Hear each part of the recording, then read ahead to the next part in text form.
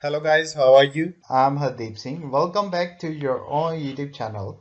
IELTS updates and recent exams. For more updates related to recent IELTS exam writing test topics, listening, reading, practice test, and speaking, you got guesswork. Please, guys, participate in everyday listening and reading practice test to achieve your desired band score in your actual IELTS exam. Please hit the like and subscribe button. Press the bell icon for the upcoming notifications. Don't forget like, subscribe and share my YouTube channel and my Facebook page, IELTS updates and recent exams. Part 1.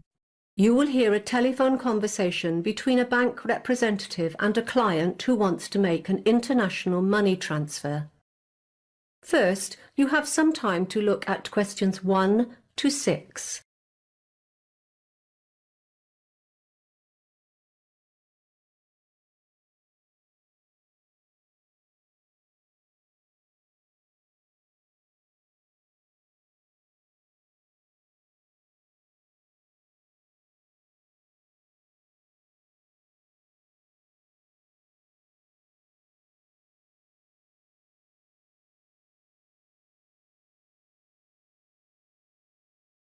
Listen carefully and answer questions 1 to 6. Wesley Bank, how can I help you? Oh, hi. I want to know how to send money to my family overseas. No problem. If you have access to the internet, I can guide you through the process of how to use our global payment system. That's great. I'm online now. Good. First, you have to log on to Wesley Bank Internet Banking and select Transfer Money. Okay. Once you've done that, select International Money Transfer. I don't see... It's the first option under the heading of International Services. Right, I found it. Now click on Payment Destination Country and scroll down to the location you wish to send money to. It's all in alphabetical order. Oh, yes, Zimbabwe. I've got it, right at the bottom. Good. Then step 3 is to fill in your personal details. Name, address and contact phone number. Uh-huh, done that. When I put in my phone number, my other details popped up automatically. Yes, that will happen, but take a moment just to check that everything is correct. Then we'll move on to transaction details. So this is where I select the account that the money comes out of? Yes. You have a transaction account, a savings account, and a business account. Which one did you want to choose? It had better be my savings account. Okay, have you clicked on that? Yes, but next it says enter a payment reason. Why do I have to give a reason? Well, I'm afraid that's a legal requirement. You can't send money overseas without a valid reason. My mother needs to pay for an urgent medical procedure and I have to pay for my sister's school fees as well. Will that do? Yes, both are valid reasons. Thanks. What now? The next step is to fill in the recipient account details. Sorry? You need to enter the account name and number of the person who will receive the money. Oh, I see, of course. But I haven't got that information with me at the moment. I'm at the office and those details are at home. Don't worry, you can return to this page and fill it in later. You can save what you've done so far and defer completion. Don't leave it too long though, the system will hold it for no more than 2 days. After 48 hours, you'll have to start over again. That's fine, I can do it this evening. Is there much more? After the account details, you'll need to fill in the bank details of the person you're transferring money to, the name, branch and address of the bank. That should be easy enough. Anything else? No, once you've completed everything, a confirmation page will appear. Just ensure all the information you've entered is correct and press Submit. Then print off the receipt page. If you haven't got a printer at home, just make a note of your transaction reference number. Before you hear the rest of the conversation, you have some time to look at questions 7 to 10.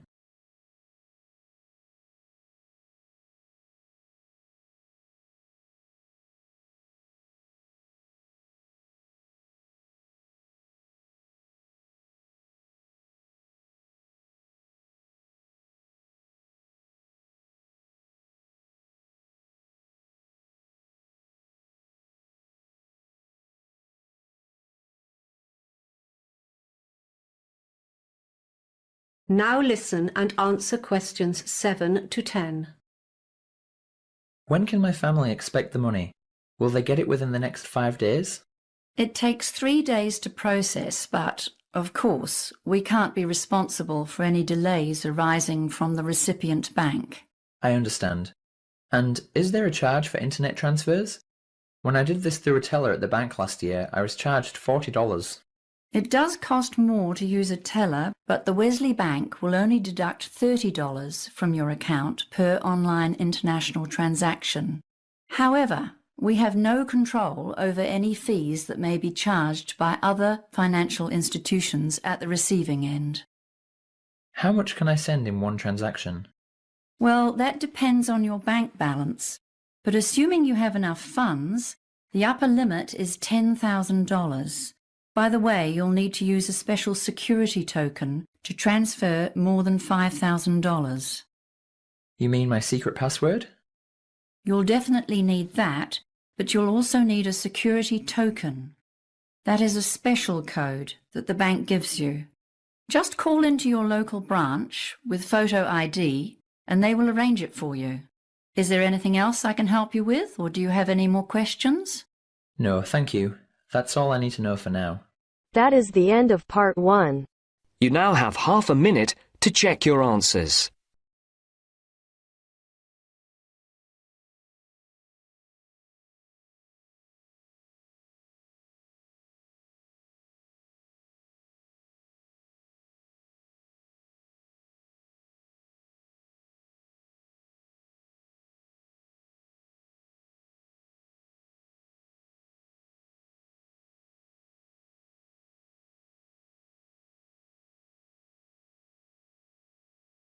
Now turns to part 2.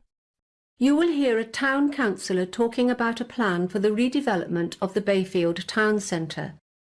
First, you have some time to look at questions 11 to 17.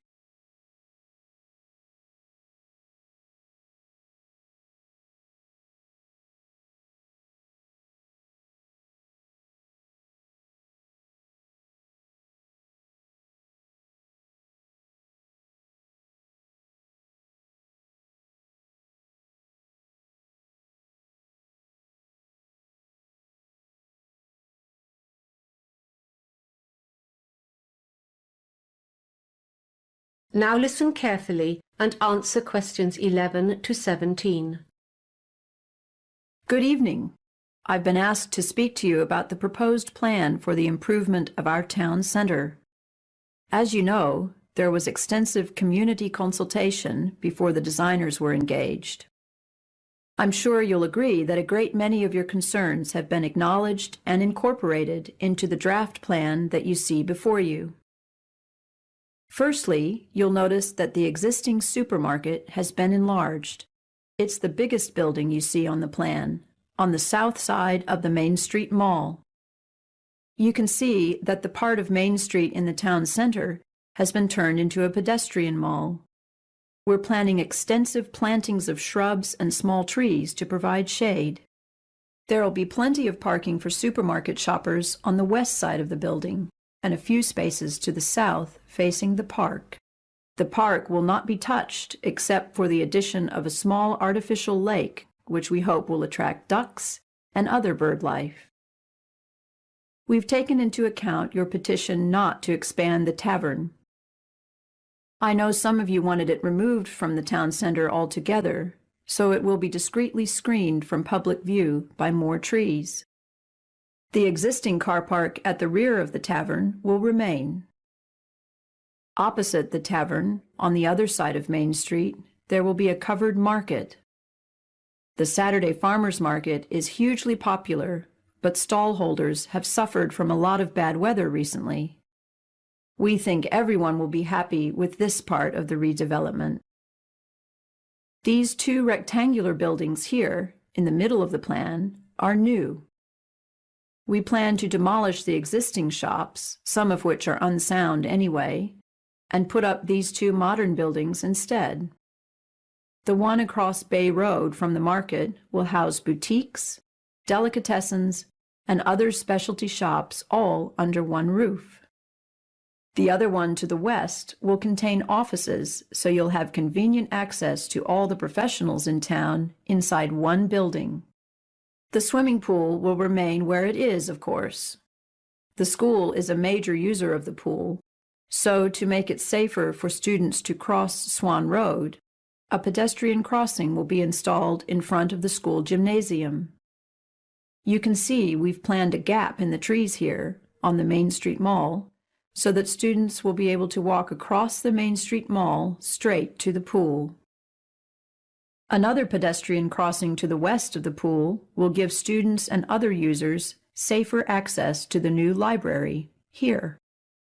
Library users will be able to share the supermarket parking. We expect that Swan Road may become a busier thoroughfare once the Main Street has been converted to pedestrians only, but we'll address that issue in the second stage of the development. In the meantime, the east end of Swan Road will be converted into a public car park here, between the council building and the market.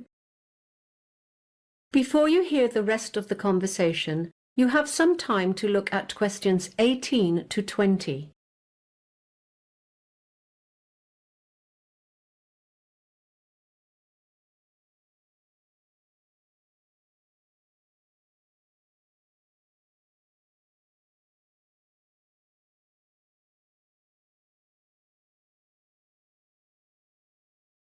Now listen and answer questions 18 to 20.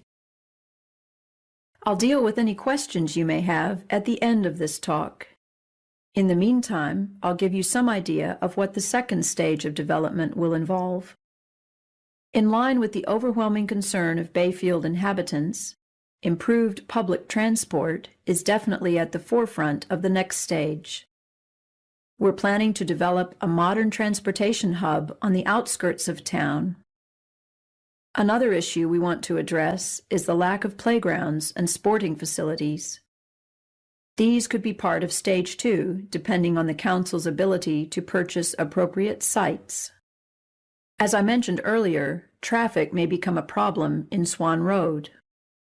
Once Main Street has been blocked off, the Council will study the speed, flow, and density of vehicles on Swan Road and decide on appropriate measures. I know the Council's preference would be to install traffic lights either side of the pedestrian crossing, but they'll consider other options to alleviate traffic problems, like diverting non-essential vehicles to a back road. Are there any questions? That is the end of part 2. You now have half a minute to check your answers.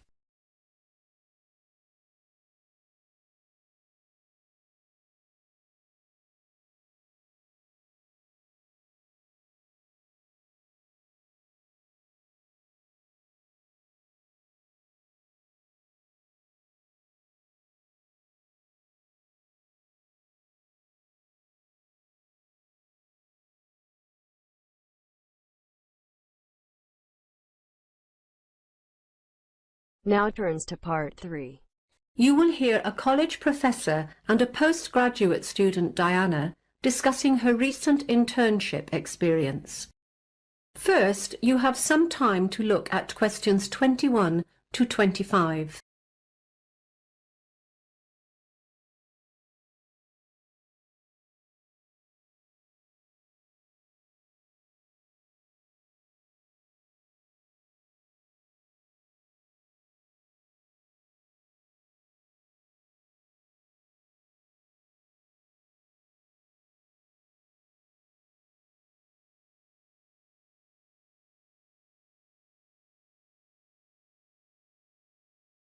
Now listen carefully and answer questions 21 to 25. Thanks for coming in today to discuss your internship experience. Completing some sort of work experience, like an internship, is a core part of our master's program, and we want to make sure students are able to make the most of it. That's fine. So, as I understand, you were offered an internship by Gregory Associates, is that correct? Actually, I got offers from a few companies, but Gregory Associates was the only one I seriously considered. Was there any reason for that? Yeah, they didn't offer the best conditions, Some of the other companies were offering to cover transportation and other living costs, that kind of thing. But I knew Gregory Associates was a widely recognized leader in the industry, and that was the big factor for me. And were you happy with your choice? Well, yes and no. Mixed feelings? Yeah, I mean, don't get me wrong. Everyone in the office was great. They didn't talk down to me, and they were always happy to assist if I wasn't sure about something. Was it the work then? Some students do find internships a little tedious and boring. It's not that it was boring. I was doing new things every day, and I loved that. They really kept me on my toes. It's just that I'm studying economics, you know? But most of the projects I was assigned to involved more administrative stuff. It just wasn't relevant to what I've been studying. I'm sorry to hear that. I'll make a note of it. Let's talk about the good things. What did you particularly enjoy about the experience? Well, as an intern, the managers do tend to keep you at arm's length. They just don't trust you enough to let you take on a lot of responsibility for the big projects. That's understandable. Yes, but in a way, I liked that, because I got to stand back and watch and get a real sense of how a company like that runs on a day-to-day basis. And that was the highlight for me. Well, that's great to hear. How did you find managing the internship alongside your study commitments? Well, because my internship was over the summer break, that wasn't an issue for me at all. Okay. What would you say was the biggest struggle then? In the beginning, I might have said the hours. Those 6 a.m. starts were tough. But I quickly got used to that. In retrospect, the biggest difficulty was getting by on such a tight budget. As I wasn't earning anything, the whole experience really drained my savings account. Yeah, that can be tough. And my last question, what was the outcome of this internship for you? Some of our students are lucky enough to get offers of employment before finishing. At first, I was hoping I would be one of them. In the end, I wasn't, but I'm happy about that now. Why is that? Well, over the course of the internship, I ended up reconsidering whether this industry is really for me after all. I'm going to finish my degree, because I'm only a semester away from graduation now. But then after that, I've decided to pursue a different line of work. Well, I do hope you're successful with that. Before you hear the rest of the conversation, you have some time to look at questions 26 to 30.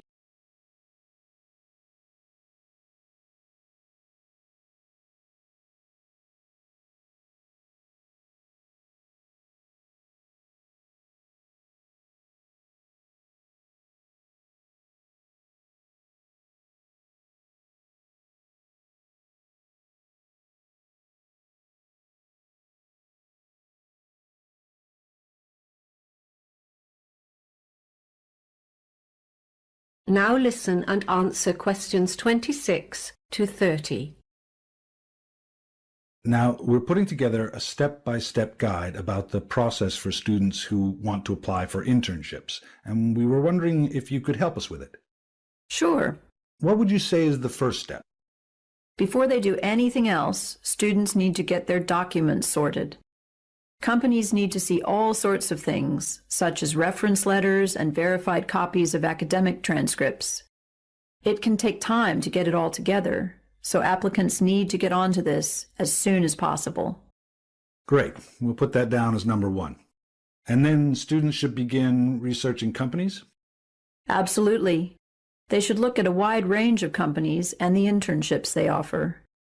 They really shouldn't limit themselves at that stage. It would be time-consuming to apply to them all, though. Yeah, so I think they need to weed out those positions they are not qualified for, or that don't meet their own needs and interests, and then put together a short list consisting only of those positions that are a good match. And then? Well, the next part is the applications, of course. I think the big mistake here is that some students just send the same cover letter and the same CV to each company, when in reality, every position is a little bit different. They really need to alter their applications so that they refer to the individual needs of each position. I'll make a note of that. And should students follow up on their applications? I think so. It's best to call each company. An email is too easy to ignore or delete. And not too soon either. A week after the applications have been submitted is probably ideal. So if they get an interview, what's next? Obviously, they need to prepare. For me, this included all sorts of things, like practicing my body language in front of the mirror and researching common interview questions online. Any tips for the interview itself? Most students are so obsessed with having the right answers, but I think the most important thing is actually to ask questions. It shows the employer that you are genuinely interested in their company and in the position. That's really helpful advice. Thanks for coming by today. No problem. That is the end of part 3. You now have half a minute to check your answers.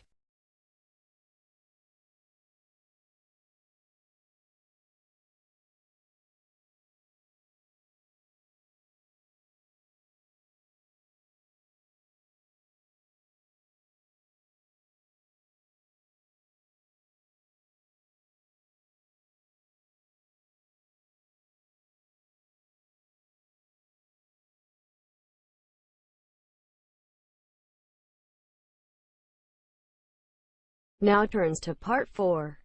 You will hear the first lecture of a course in development studies. First, you have some time to look at questions 31 to 40.